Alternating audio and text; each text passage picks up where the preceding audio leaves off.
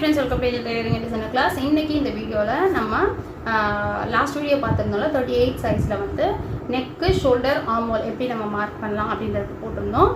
So இந்த வீடியோல வந்து neck அதாவது அதுல போட்டது வந்து 7 இன்ச்சுக்கு கீழ 7 இன்ச் 7 8 9 அந்த மாதிரி அதிகமா போடும்போது நம்ம எப்படி shoulder neck வைக்கிறது அப்படிங்கறத பார்த்தோம். So இந்த வீடியோல மேல நம்ம neck வைக்கும்போது எப்படி இந்த ஷோல்டரையும் ஆர்ம்ஹோலையும் வைக்கிறது அப்படிங்கறத பார்க்கலாம். சோ அதுக்கு முன்னால நம்ம சேனல் சப்ஸ்கிரைப் பண்ணாம பார்த்துட்டீங்கன்னா ப்ளீஸ் சப்ஸ்கிரைப் பண்ணிக்கோங்க.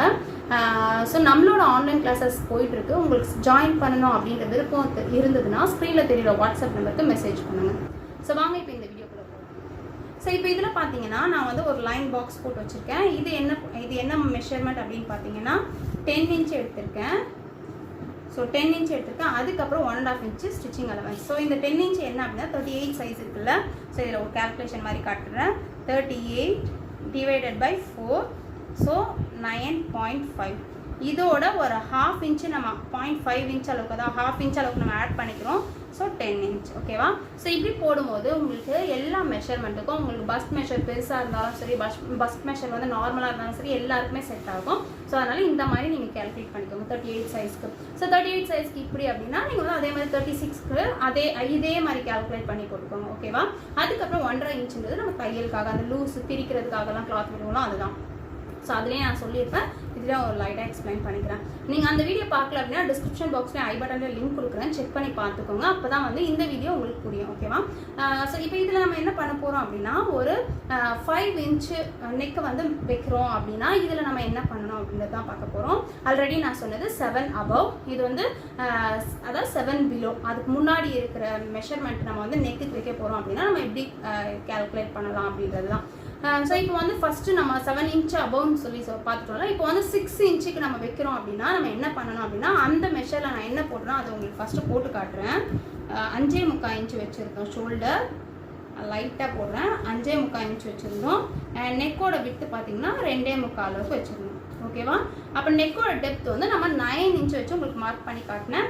அதே மாதிரி இந்த ஆர்ம்ஹோல் மெஷர் நம்ம மெஷர் 5.25 தான் ஃபர்ஸ்ட் வச்சு மார்க் பண்ணோம். அதுக்கு அப்புறம் ஒரு 1/4 inch மேல தூக்குற மாதிரி இருந்தது. சோ 5.5 inch வச்சு நம்ம மார்க் பண்ணிரணும். சோ ஃபர்ஸ்ட் போட்டது இதுதான். நம்ம போன வீடியோல நீங்க பார்த்திருப்பீங்க அப்படினா தெரியும் உங்களுக்கு. சோ இப்படி தான் நம்ம மெஷர் பண்ணி கம்ப்ளீட் பண்ணோம் ஓகேவா. ஜஸ்ட் நான் அந்த லைனையே உங்களுக்கு போட்டு காட்டுறேன். லைட்டா போட்டுக்கிறேன்.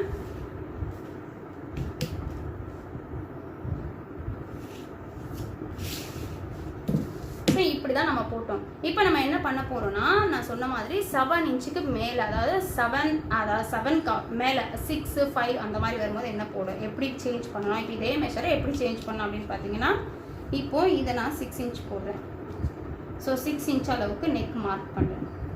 சோ இங்க நான் 6 inch நான் மார்க் பண்ணும்போது ஆட்டோமேட்டிக்கா இந்த ஷோல்டரோட அளவு வந்து ஒரு 1/4 inch அதிகமா போயிடணும் ஓகேவா. சோ ஒரு 1/4 inch கண்டிப்பா அதிகமா போணும். இப்போ 5.25 போட்ட மெஷர்மென்ட் கண்டிப்பா 6 inch-க்கு போயிடணும்.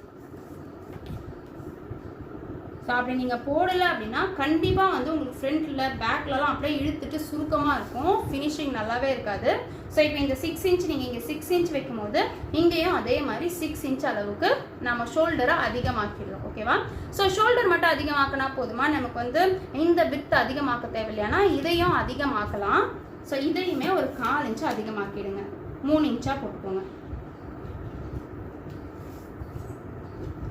ஓகேவா. 3 inch போட்டுக்கோங்க. சோ இந்த மாதிரி போட்டு நீங்க கம்ப்ளீட் பண்ணீங்க அப்படினா தான் உங்களோட பிளவுஸோட எல்லாமே உங்களுக்கு கரெக்ட்டா வரும். நீங்க வந்து நெக்க மேல தூக்கிட்டு நெக்கோட அகலத்தை அதிகமா வைக்கல அப்படினா ஷோல்டரோட அளவு அதிகமா வைக்கல அப்படினா கண்டிப்பா வந்து ஃபினிஷிங் நல்லாவே இருக்காது.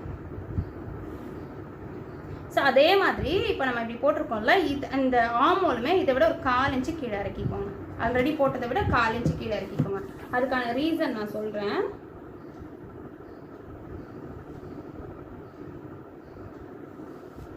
சோ உங்களுக்கு புரிஞ்சிருக்கும் அப்படின்னு நினைக்கிறேன். 6 inch போடும்போது நம்ம ஷோல்டரை 1/4 inch அதிகமாக்குறோம். அதே மாதிரி நெக் வித்தையும் 1/4 inch அதிகமாக்குறோம். ஆர்ம்ஹோலையும் 1/4 inch அதிகமாக்குறோம். இதே திரும்பவும் நீங்க 5 inch அப்படி வரும்போது சோ 5 inch-ல நீங்க நெக் போடுறீங்க அப்படினா ரொம்ப கன்ஃபியூஸ் பண்ற மாதிரி நினைச்சுக்காதீங்க. ரெகுலரா பாத்தீங்கன்னா உங்களுக்கு புரியும். சோ இப்போ 5 inch நம்ம நெக் போடுறோம் அப்படினா இதுக்கு வந்து நீங்கள் நெக்கோட வித்து வந்து இன்னும் ஒரு 1/4 இன்ச் அதிகமாக வச்சுக்கலாம். இல்லை எனக்கு நெக்கோட வித்து கம்மியாக இருந்தாலே போதும்னா நீங்கள் இதையே மெயின்டைன் பண்ணிக்கலாம். இதுக்கு மேலே வைக்கணும் அப்படின்ற அவசியம் இல்லை. ஷோல்டரை வந்து இன்னும் ஒரு 1/4 இன்ச் கண்டிப்பாக அதிகமாக்கிக்கோங்க.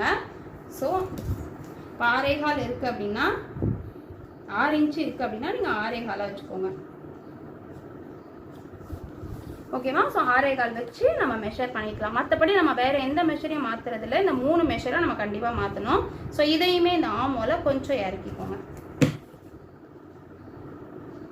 ஸோ ஒரு முறை ஆமோல் நம்ம ஏன் இறக்குறோம் அப்படின்னு பார்த்தீங்கன்னா, எதுக்காக இறக்குறோம்னா, இப்போ நம்ம கால்குலேட் பண்ணி பார்த்தா இதில் வந்து இந்த ஃபர்ஸ்ட் நம்ம ஒரு மெஷர் சொன்னாலும் 5.25 இது 5.5 எடுத்து, ஸோ அதில் எடுத்து நம்ம மெஷர் பண்ணும்போது நம்மளோட ஆமோல் ரவுண்டு கரெக்டாக வந்துடும். ஸோ நம்ம ஷோல்டரை கொஞ்சம் தள்ளி தள்ளி போகும்போது மெஷர்மெண்ட் கம்மியாகிட்டே போகும். ஸோ அதுக்காக தான் நம்ம வந்து ஆமோலையும் இறக்குறோம். ஸோ எப்போ நம்ம வந்து ப்ளவுஸ் கட் பண்ணாலும் ஷோல்டரை நம்ம அதிகமாக்குறோம் அப்படின்னும் போது கண்டிப்பாக ஆமோலை அதிகமாக்கணும்.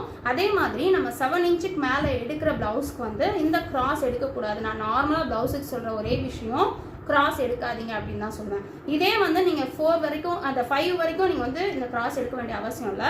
இதே நீங்கள் 4 இன்ச் வரைக்கும் போகிறீங்க அப்படின்னு வச்சுக்கோங்க. இப்போ ப்ளவுஸ் வந்து ப்ளவுஸோட நெக்கோட இறக்கம் 4 இன்ச் அளவுக்கு போடுறீங்க அப்படின்னா ஆட்டோமேட்டிக்காக நம்ம வந்து நெக்கோட விட்டு அதிகமாக்கணும். ஸோ நெக்கோட விட்டு அதிகமாக்கிட்டு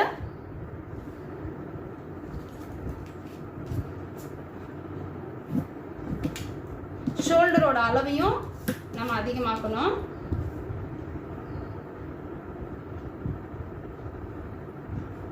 ஸோ நெக்கோட அளவையும் அதிகமாக்கிட்டு ஷோல்டரோட அளவையும் அதிகமாக்கிட்டு ஆமோலோட மெஷரையும் இன்னும் கொஞ்சம் அதிகமாக்கிக்கணும். ஸோ ரொம்ப லைன் போட்டிருக்கேன், கொஞ்சம் கன்ஃபியூஸ்டாக இருக்கிறதுக்கு சான்சஸ் இருக்குது. பட் நீங்கள் பாருங்கள், உங்களுக்கு புரியும். அப்படி புரியல அப்படின்னா யாருன்னா கமெண்டில் சொல்லுங்கள். நான் இன்னும் முடிஞ்சால் உங்களுக்கு வேறு மாதிரி நான் எக்ஸ்பிளைன் பண்ணுறேன். ஓகேவா?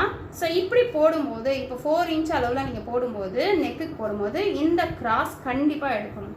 இங்கே இருந்து பார்த்தீங்கன்னா ஒரு கிராஸ் கண்டிப்பாக எடுக்கணும்.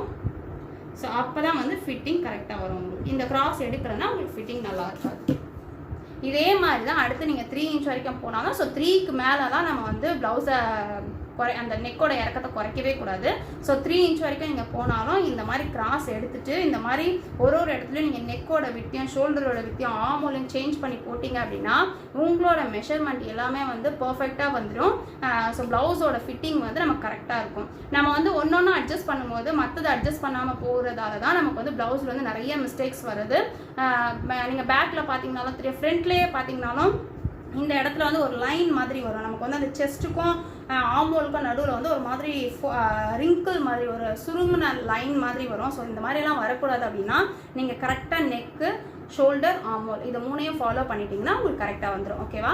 ஸோ இந்த வீடியோ வந்து கண்டிப்பாக உங்களுக்கு யூஸ்ஃபுல்லாக இருந்திருக்கும்னு நினைக்கிறேன். ஸோ இதோட ஷேப்பெல்லாம் நான் இதில் போட்டு காட்டல, ஆல்ரெடி நான் எல்லா வீடியோஸ்லையும் சொல்லியிருக்கேன்.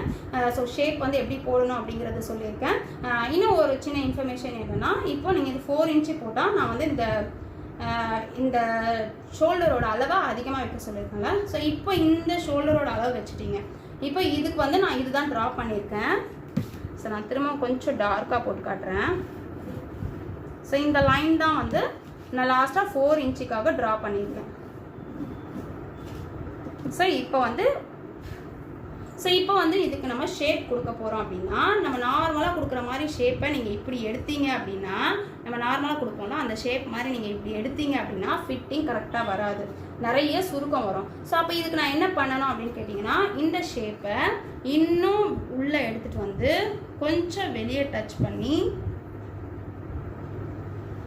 அதாவது இது பேக்குக்கே சொல்கிறேன் நான், பேக்குக்கே வந்து இந்த மாதிரி நீங்கள் ஷேப் போட்டிங்க அப்படின்னா தான் பேக்கே உங்களுக்கு கரெக்டாக இருக்கும். அதாவது பேக் ஆமோலே உங்களுக்கு கரெக்டாக இருக்கும். ஸோ ஃப்ரண்ட்டுன்னு எடுக்கும்போது இதை விட இன்னும் கொஞ்சம் டெப்த் எடுத்து எடுக்கிற மாதிரி இருக்கும். ஸோ உங்களுக்கு புரிஞ்சுதா அப்படின்னு தெரியல. இந்த மாதிரி ஷேப் போடுங்க, அப்போ தான் உங்களுக்கு கரெக்டாக வரும். எல்லா மெஷருக்கும் கிடையாது, நான் சொன்னது இந்த 4 இன்ச்சஸ் அளவுக்கு 3 இன்ச்சஸ் அளவுக்கு எடுக்கிறீங்க அப்படின்னா மட்டும் இந்த மாதிரி வெளியே போடுங்க. 5 இன்ச்சஸ் எடுக்கிறீங்கன்னா கொஞ்சம் உள்ளே எடுத்துகிட்டு வாங்க. அதாவது கொஞ்சம் மட்டும் அந்த இந்த அளவுக்கு கோட்டுக்கு வெளியே வராதிங்க, கொஞ்சம் அப்படியே டெப்த்தாக எடுத்துகிட்டு இப்படி எடுத்துகிட்டு போயிடுங்க. ரொம்ப இந்த இடத்துல கேப் கொடுக்காம இப்படி எடுத்துகிட்டு போயிடுங்க. ஸோ அப்படி போட்டிங்க அப்படின்னா உங்களுக்கு சுருக்கம் எதுவுமே வராமல் ஃபிட்டிங் கரெக்டாக இருக்கும். ஓகேவா?